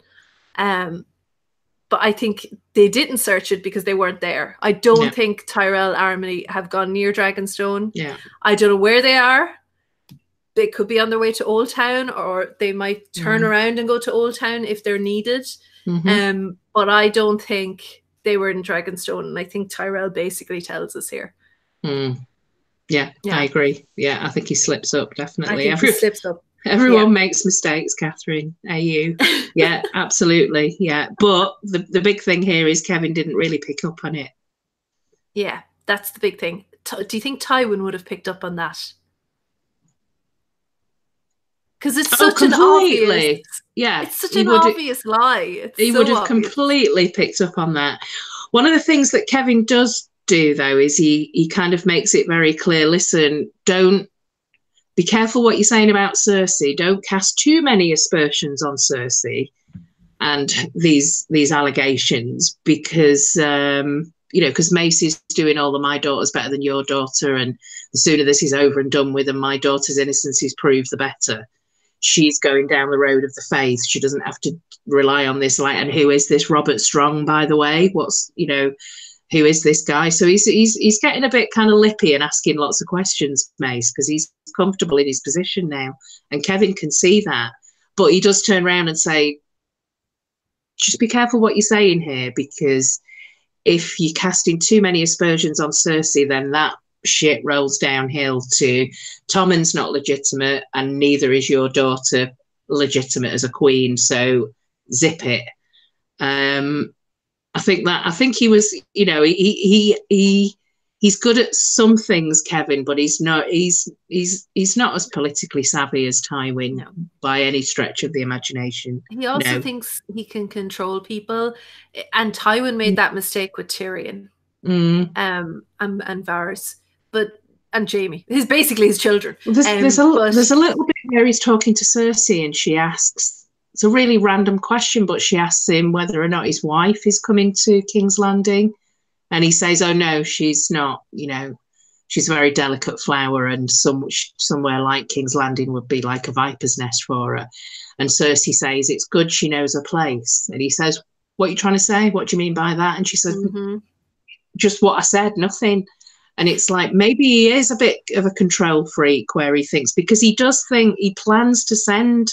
After all this is said and done, and if she survives the trial, his plan is to send her back to Castle Rock to live her days out at the Rock, because he considers her to be soiled goods now. Everyone's seen her naked. How can she ever come back from this? She's soiled goods.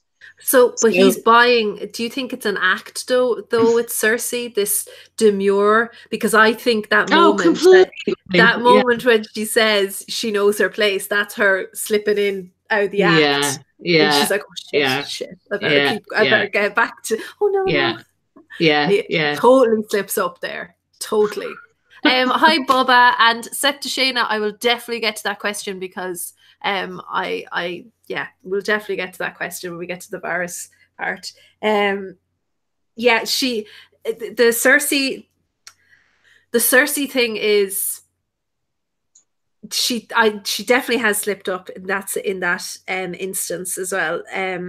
But do you think Mace Tyrell would offer Marjorie to Aegon, or will offer Marjorie to Aegon, or do you think that's a plan that Cersei might happen upon in the future when the Tyrells find out? Both. Yeah. I think he'd sell Marjorie off to anyone who'll take her that will advance their position. From steward to monarch, possibly. I think yes, that would be a nice little plot for Cersei to kind of stumble upon. Yeah, I think, and expose them for what they are, because she's not on the wrong track with them. She's just being Cersei and not dealing with it very well. No. But yeah, look how they've snuck into position. There's the Queen, there's the Hand, and half of the Small Council, and Tarly, and even Kevin's like, oh God, yeah, Cersei could she have been right about all of this? I still think, though, that Loras Tyrell might be the younger and more beautiful one from her prophecy. Maybe. She took such joy, and even Kevin thinking about it here. Nothing takes joy in Loras's disfigurement, but it's definitely something that comes up enough with the Lannisters that who could come back. who this really triggered me, this part of the chapter, because it just reminded me of something when I was a kid. It's like me and my sister and my cousin used to play together all the time when we were younger, and my uncle would be, if one of us did something wrong, we'd get this like, if you dared to give the response, but that wasn't me, she did it, I didn't do it, she did it, you'd get a crack across the head, because it'd be like, it doesn't matter who did it, you've done something wrong, sort it out. And this thing with Harry Swift, where twice he says, what do you mean you're sending me to go and treat with the Iron Bank? None of this has got anything to do with me personally. I didn't lead Westeros into this massive financial crisis. Wasn't me. And it's like, so he would have got a crack over the head by my uncle for that attitude of like, that why me, it's not my problem, I had nothing to do with this. It's like, no, it's your job, get on with it. It's so weak though, the people they have around them, like the Kingsguard. The fact that he's even thinking of putting a Lancel on the Kingsguard is like, that'll tell you how dire it is. Did I say hello to Bubba and Septashana? I think I did. I'm going to answer Septashana's question. I just wanted to say something about Cersei. I had this mad idea, and feel free to crap all over it because I think it's a bit mad. But there's a lot in this chapter of Kevin thinking about Cersei and how much she's been brought down from where she was, and how beautiful she was as a child and as a young lady.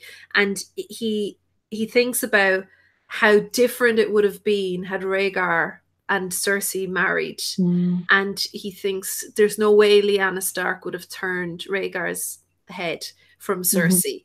And he compares Cersei to Lyanna. He says Lyanna is like a torch compared to Cersei, who was like the rising sun. Which is a very specific thing. It's not the sun, it's the rising sun. And this made me think of Dany's prophecy.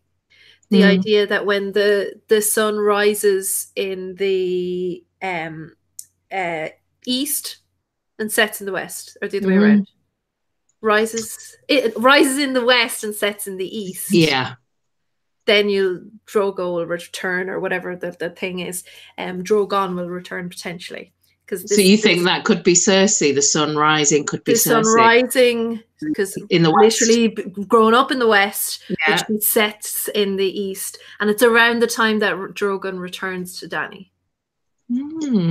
Could be. I like that. Chronologically, it's around the time the pit.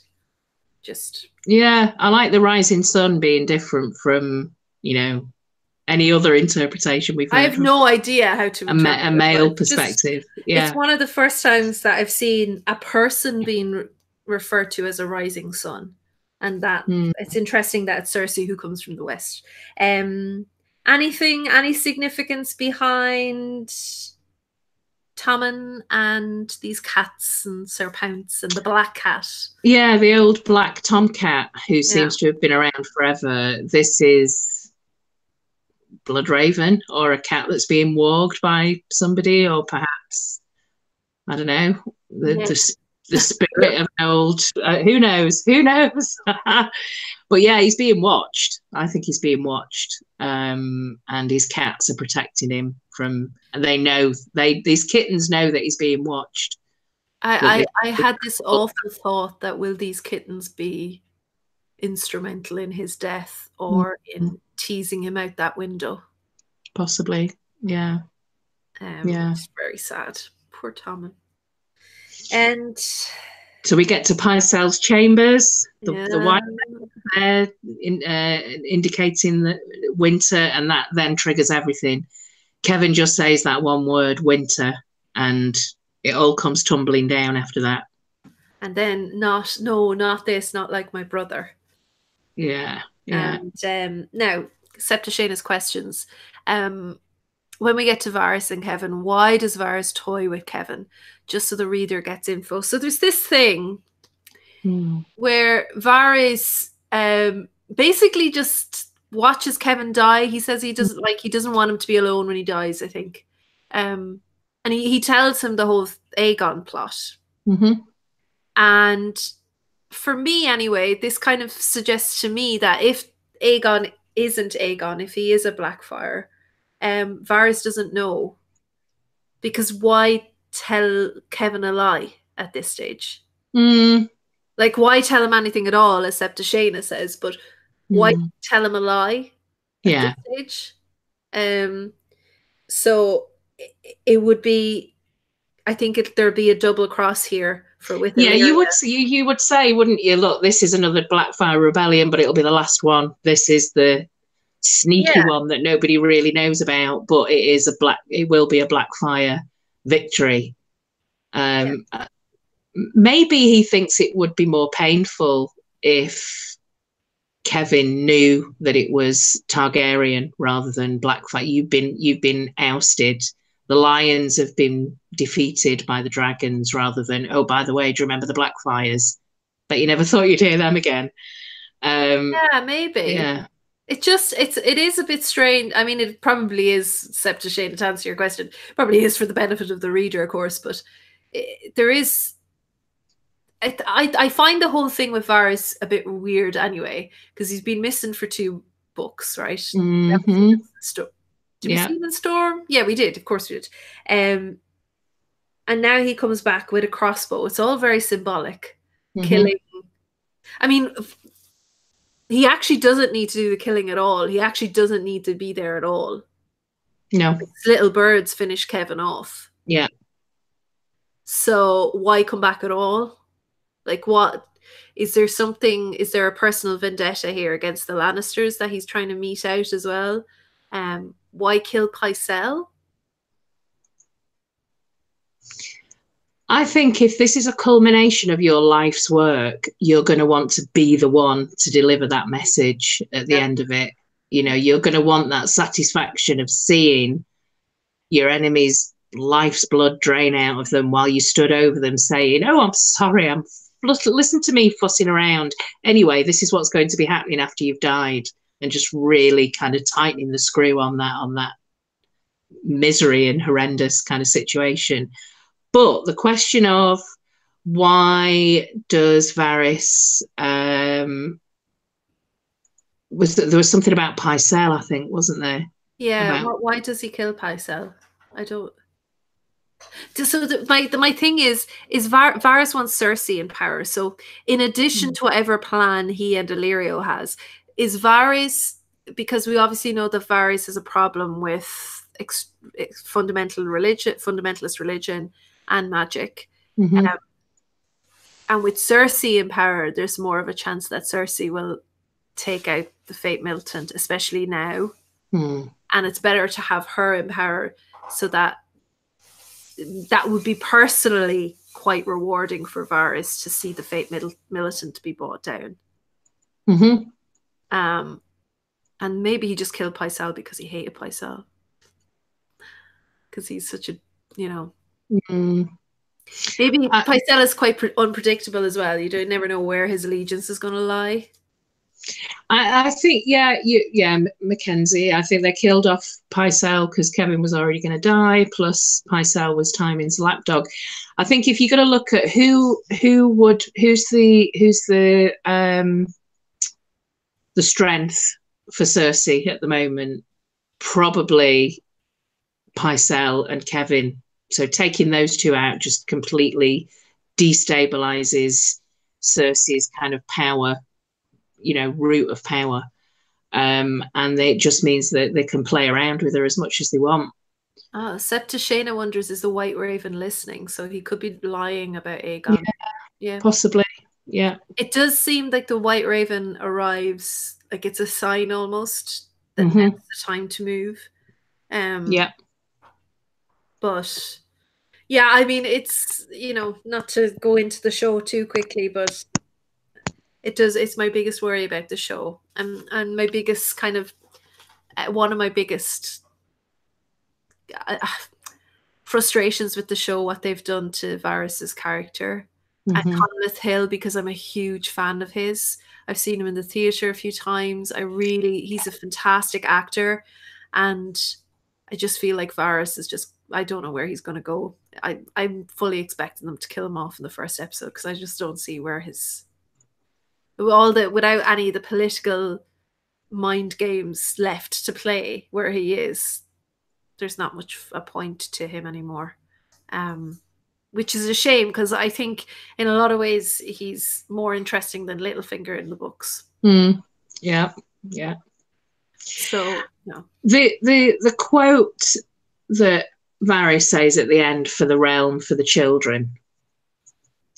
And I know that this probably isn't the first time that this has been said, but children's come up a couple of times in these last few chapters. You've got the children that Barristan's obsessed with making sure that they're safe, the hostages. You've got the obviously the little birds and the daggers. Varys is kind of making it sound as though it's for the future, you know, for the children. But there's also the children of the forest. So when he says for the realm, for the children, could he possibly mean the children of the forest? Maybe he's some kind of agent of the old gods. I don't know. I feel like Varys in a lot of ways could be the most secular and most... I don't know. Or maybe that's just his, like, George's way of, like, keeping the children on our minds. Maybe, yeah. You're right about it being like the next generation featuring strongly. Like the younger generation in the last 5 chapters of this book are front and center for sure. Yeah, absolutely. George is setting that up now, including the possibility of Rob's child, an heir through the Jane Westerling prologue, which we anticipate in the next book. That was George himself at one of these con panel things where he dropped that in about the prologue for Winds of Winter featuring Jane Westerling. You've got to think, well, actually, what could that possibly be about? Where might the location be? And then there's also that other clue about they rotate, don't they, between a Maester or an Old Town prologue to Beyond the Wall, or a Wildling prologue. And we had Sixskins was the last one, so we're due to have a Maester, or based in the Citadel, but I'm guessing it's going to be a Maester with Jane Westerling, which can only mean that there's childbirth. I'm just hoping that we can throw in the mix that she's at Greywater Watch as well. I think so that's the whole thing in one chapter. And I think if she is, whether she survives or not, but I think if she dies in childbirth, or potentially the Maester is killed to hide the fact that Jane Westerling has given birth. That's how he'll go out in the prologue. But yeah, I love that idea. Or he dies for a secret, or he dies for the knowledge of, like, you know, we can't let you know that this baby's been born. You know, nobody can know that this baby's been born. Yeah. Connie says Pycelle was always blaming the eunuch for things. That's true. And Mackenzie says Kevin and Pycelle also they would keep Cersei's power down. That's true. Varys might play with the book storyline Fagin, but with Jon supporting him over Dany as Rhaegar's son and heir, unless they want allegiance to Dany to play out. Oh, in the show, yeah. Human children, not children of the forest. Yeah, that's could be. Yeah, totally. Yeah. There's no room for the children of the forest. We'd need to focus on, you know, human children. Varys has been molded by the fact that he has not, like, his childhood was taken from him. A lot of people have that in the book, of course, but it really does drive Varys.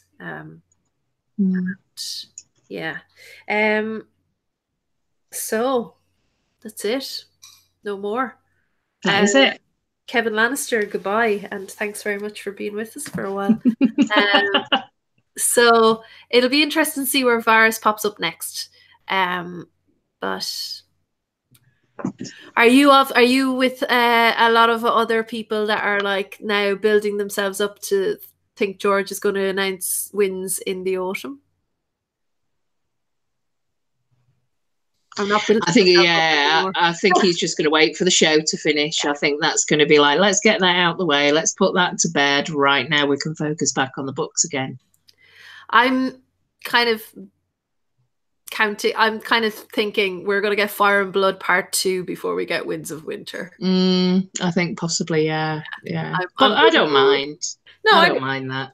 Yeah. And yeah, so we haven't really talked to Lisa. I know Lisa texted me yesterday. We were texting yesterday about she's already sent me a notebook for Did she send you one too? Okay. Have you got the this one, which I've been using for my notes for this, but it's got like Canadian leaves on it. Yeah. She also sent me he's inside.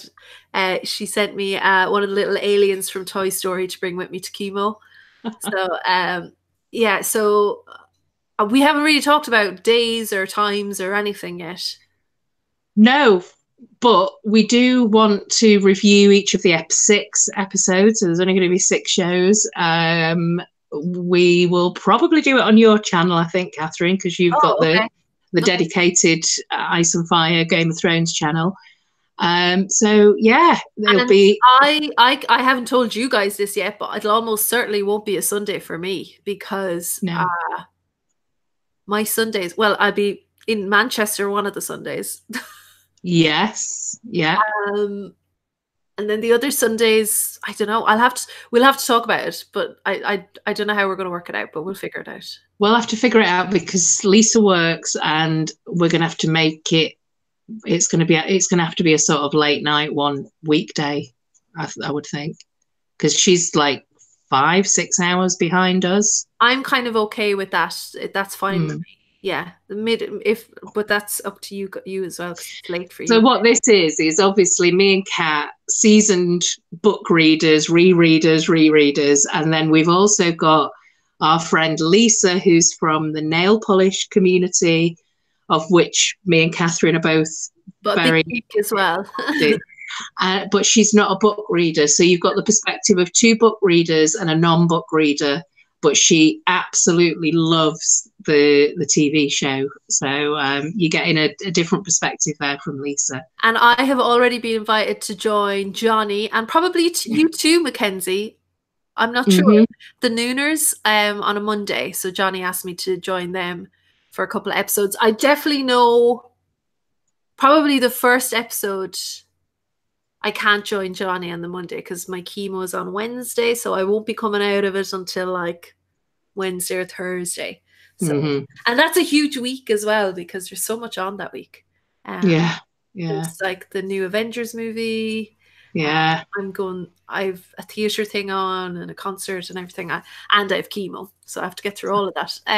But it's also Easter. I think we'll be running into Easter as well after the first episode. Easter's really late this year. Yeah.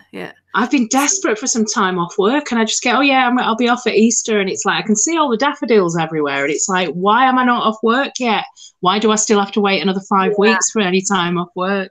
And the other thing is the episodes are much longer. So that's another thing we have to take into account when we're reviewing them. Like they're going to be 80, 90 minutes in length. So, but maybe we want to get together and talk about the trailer before and maybe revisit some of our predictions, just a quick stream before the show happens. Yeah, I think it'd be, let's do that. We should, what we expect to see, what we're excited about the most, so the 3 of us can get together and have a chat about that. Yeah, so obviously a lot of this is dependent on like how I feel. But yeah, I mean, that sounds really selfish, but I mean, it floored me this week, like floored me. Just with exhaustion, not even sickness, just my brain doesn't work. So it'll be interesting tucking into Game of Thrones and that. We'll figure something out. We'll work around schedules and things, and it'll be fun. We'll get to talk in person about one of the episodes. Yeah, that'll be great. be fun. That'll be good. I'm so looking forward to that because that'll be finished treatment. So it'll be great. And we may at some point, we've talked about doing Fire and Blood. We've talked about doing the Dunk and Eggs. You know, there's plenty of other Song of Ice and Fire material that we can talk about. So, you know, and you'll see us popping up on other people's channels as well. Yes, including AUs at the end of the month. So that'll be the first thing. And I'll make sure and like tweet. I'm shit at Twitter, but I'll tweet or post here in the community or whatever when we're coming back. But yeah, we'll be up in AA's channel at the end of the month. And thank you so much for everybody who's joined us in and out or from the very beginning for the discussions. And thank you, Claire. It's been brilliant kind of hanging out. Welcome. Yeah. How long have we been doing this for? When did we start Game of Thrones? A year and a half ago. Yeah. Oh my God. Wow. I don't know what to do with my Sunday nights anymore now. Well, we won't have long to wait. We only have a month. Has anyone got a spot on a live stream on a Sunday night? I don't know what to do. Mackenzie says, please do more book stuff. We will, yeah. I think we will. After the show, I think we'll talk about that for sure. And maybe in the autumn do start into Fire and Blood or something. I don't know. I'm probably going to take the summer off because I have a few surgeries coming up, so I'll probably take the summer off.